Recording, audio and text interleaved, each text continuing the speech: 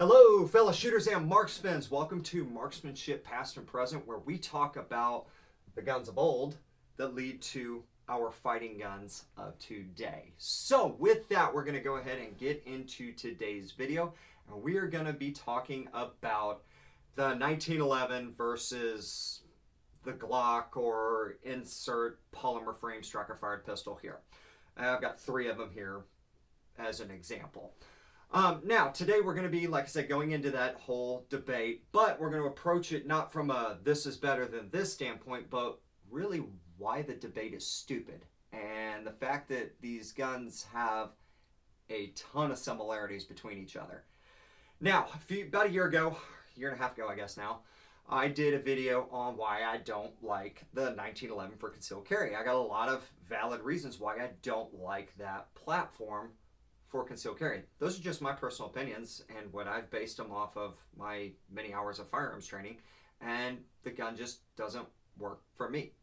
Some people, and I know several people that carry these old 45s, they work great for them, but they understand the platform's limitation and they go about it and use it in a manner that fits their lifestyle. And that's okay. There's no wrong answer when it comes to a carrying of a firearm, as long as you're carrying a firearm that is reliable and works and will work in your time of need. So I wanted to get that out of the way. The second part I want to get out of the way is a lot of people think I hate that pistol. I do not hate the 1911. In fact, I have a very deep love for that pistol. It's literally as American pie can get as iconic handguns. I mean, it comes down to the Colt 1911 and the Colt 1873 Peacemaker. I mean, those are probably two of the most iconic American pistols ever. In fact, I love the gun so much so that I went out and I spent a lot of money and bought an original Colt made in 1918. So we'll get you guys some B-roll footage here so you guys can check that out. I mean, this is a really, really cool pistol. I've always wanted one, and I wanted to buy one finally, and I did. So with that, we're going to use this guy and explore why this debate is actually really stupid, and not so much the differences, but the similarities between these. All right, let's bring the camera forward and let's talk about this. All right, guys, so we got the original Colt 1911 here. We got a really decked out Glock 17, a SIG P365 XL, and an H&K VP9SK. So what we're going to do here is let's go ahead and take a look at these guns and let's look at some similarities, starting with our base, the original Colt 1911. So the big thing I want to show you guys is here, cut that hammer back so we're not putting any added stress on this old girl. Let's pull a slide back and watch the barrel. That's what I want you guys to see. Oop, oop, did you see that? Oh, let's do it again. The barrel dropped down. Pay attention to that. It's going to come into handy later. We're going to explore that a little more. All right, let's take a look at some other things. So we got a mechanical safety here, which is typical of any single action hammer fired gun. You also got a grip safety. You still see this on a lot of guns like the Shield EZ, and then, which is also a hammer fired gun. And you also see it on the XDMs as well. So we got a trigger here. That's pretty normal. Mag release here, slide release, etc. And then we got a 5-inch barrel bushing, recoil spring inside. You guys have seen this. If you've seen a 1911, this is nothing new. But I want you guys to realize, and the point I want to drive home is, in the 1900s, when this thing was being developed, this was all new technology, especially this delayed locking action that's going on here, this Browning tilting barrel as we all know it. All right, so cool. We need to take a look at our next one, our Glock. So let's look at the action. Crack it down. Boom. Ooh, look at that. What did it do? It tilted. And also, just like the 1911, we got a mag release here. We got a trigger. Captured recoil spring and guide rods in here. This does not have a barrel bushing. We do have a slide release, front sight, rear sight, etc. Nothing new, right? Now, I do want to point out that this mag release was not original to the 1911. I believe the German Luger was the first one to actually do that, but I have to check on the research. Let's check out the H&K. So same thing. Let's really look at this. What's that barrel do? Ooh, it drops. Look at that. It's dropping. Now, slide release, like normal, captured recoil spring and stuff. That's becoming a new theme.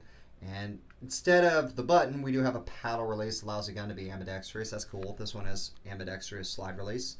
That's cool. So a full left-handed gun. Now onto the SIG. So I think you guys are gonna already know. So yep. Oh, that barrel tilts. Look at that. Oh my. Mag release, slide release, sights. Y'all get the picture. Captured recoil spring. Really the thing that separates these guns is the fact that these three are striker fired. This guy's hammer fired. And that ultimately comes down to a preference. There's still a lot of hammer fired guns. Some double action, some single action. You know, the Berettas. A lot of your SIG 226s, 229s are hammer fired.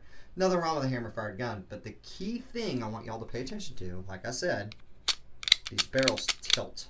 Let's actually take these guns apart and let's explore that part just a little bit further, shall we?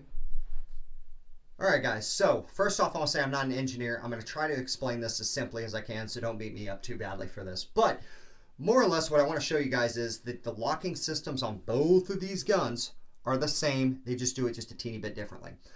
So let's take a look at the 1911 first. So here on our barrel, we got a linking pin that is pinned, only this one does slide out over time. You got a set of locking lugs on the top of the barrel, right there. Go about halfway around. You got a set of locking lugs on the inside of the slide, right about where my finger's at on the inside. And how this achieves this is this linking pin is being held in place by your slide release. And when this thing, the gun is locked up, I'm going to slide the barrel in, you will notice that the barrel will fall down and actually lock into place right there. There it went. So it comes down, slides, and then locks up, and it's locked. It ain't moving. So when the gun runs under recoil, flip this over on this side, the recoil energy will come back. It'll tilt down, delaying it long enough to keep the action closed. The gun will cycle, comes down, and then it pivots off of this linking pin. But the lockup's basically the same on the Glock. It just does it differently, a little bit more simply. We'll get onto that here in a second. All right, so how the Glock works is, instead of having a link, you just have one piece of machine metal with some rifling inside of it, and it fits. These cams go into these cams, and it sits like this. And what it does to drop is it tilts down like so. It just rides in those cams. But you're probably like, well, Chris, how does it lock up onto the slide? Very similar to the 1911, just much more simple. So it slides inside of here, and what you'll notice is you got some cuts corresponding here on the slide, and those are corresponding to the barrel. So watch what happens. It's sliding, sliding, sliding, and boop, it's locked up. And then it cams down, gun recoils, and it goes in, and then it locks. Boop, just like that. Just more simply.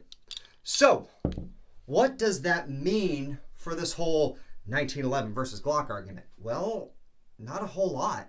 When this gun was made or designed, you know, from 1900 to 1911, because there was a series of pistols. This gun didn't come anywhere from overnight. It was a bunch of trial and error, and they were refining it. They got it refined enough to be used for military service, and then they still kept refining it, you know, 100 years later. But what that tells us is this laid the groundwork for these. They do the same thing. They lock up the same exact way. This one has more parts in it because they never had done it before. This was one of the first more reliable lockup style systems for a delayed locking mechanism on a handgun. This is just a refinement of this. That's it. There is no difference. These two share so much. And I compare 1911 owners and Glock owners fighting with each other to sibling squabblery. There's really no difference between these two guns and how they run. So with that, we showed you guys a lot of the different similarities that this carried on from this. It just refined it and used less parts to lead to more reliability. So with that, let's put these pistols back together. I'm going to do that off camera so you don't have to be bored by that. We're going to go back and let's share some final thoughts. All right, so 1911 or Glock, the whole debate. Which one wins? Neither, in my book. We got much bigger fish to fry than fighting over little things like this, or caliber versus caliber, or gun versus gun. It just doesn't matter. Unless it's for entertainment purpose, people put way too much emotion into their carry pieces. These are tools. Now, that said, I'm going to put this in as most layman terms as I possibly can. I'll compare it like this. This thing, this is grandpa. This thing, this is grandson. So just like, you know, this would not be around if it wasn't for this, because, you know, grandpa had to have a son or a mom or a daughter, and that daughter or son had to get with somebody else, and then thus this results in you, the grandson. Without this, there wouldn't be this. Now, with this, you know, there's certain, you know, grandparents teach people certain things. Those things are taught to a next generation, the next generation, and so on. Same thing with this. This thing took a lot of influence from this. We just showed you that all on the table. This thing still uses a tilting barrel method. It still has a modern ergonomic mag release, and it runs off of a slide, which initially was a Browning concept that came even before this. So the fact that this thing basically is an extension of this thing, I don't understand why we're fighting. It's such a stupid argument. They are basic. The similarities between these two outweigh the differences. Really, the only thing is different between the two, besides this thing being metal and that one being polymer, is that this thing uses a hammer instead of a striker to fire itself off. I mean, okay, whoop-de-doo. I mean, both have their preferences. Both have different people that like to have different things. If you want to be new school and run the new school stuff, great. Use it, learn how to run it, learn how to maintain it, because you can choke a Glock up if you don't do the maintenance on it. Ask me how I know. I've done it.